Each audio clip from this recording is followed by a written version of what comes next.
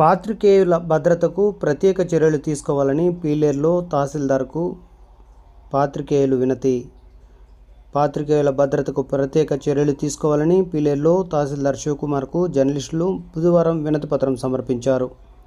పలమనేరు నియోజకవర్గం వీకోటకు చెందిన ఆంధ్రజ్యోతి దినపత్రిక పాత్రికేయుడు జగన్మోహన్ రెడ్డి హత్యపై పీలేరులో ప్రెస్ క్లబ్ సభ్యులు ఆగ్రహం వ్యక్తం చేశారు. జగన్మోహన్ రెడ్డిని హత్య చేసిన హంతకులను వెంటనే అరెస్టు చేసి కఠినంగా శిక్షించాలని వారు డిమాండ్ చేశారు. పాత్రికేయులు నినాదాలు చేస్తూ పట్టణంలో ర్యాలీ చేపట్టి అనంతరం తహసీల్దార్ శివకుమార్కు వినతిపత్రం సమర్పించారు. అదేవిధంగా పోలీస్ స్టేషన్లో హెడ్ కానిస్టేబుల్ రాధాకృష్ణకు వినతిపత్రం సమర్పించారు. ఈ వినతిలో పాత్రికేయుల భద్రతకు ప్రత్యేక చర్యలు తీసుకోవాలని, బాధిత కుటుంబానికి న్యాయం చేయాలని వారు పేర్కొన్నారు. ఈ కార్యక్రమంలో పీలేరు ప్రెస్ క్లబ్ సభ్యులు పాల్గొన్నారు.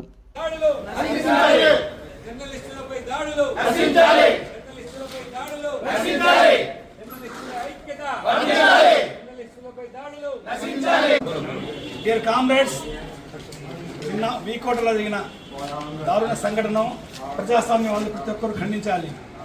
పత్రికలపై దాడి అంటే ప్రజాస్వామ్యంపై దాడి. ప్రజాస్వామ్యం మనుగడ సాగించాలంటే ఫోర్త్ ఎస్టేట్ ఉండాలి.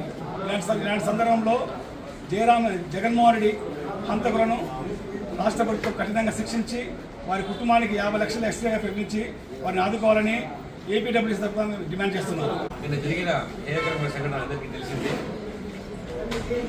పాత్రికేయ వృత్తిలో ఉన్న ఆంధ్రజ్యోతి రిపోర్టర్ జగన్మోహన్ రెడ్డి గారిని కొంతమంది దుండగులు అత్యంత కిరాతకంగా హత్య చేశారు.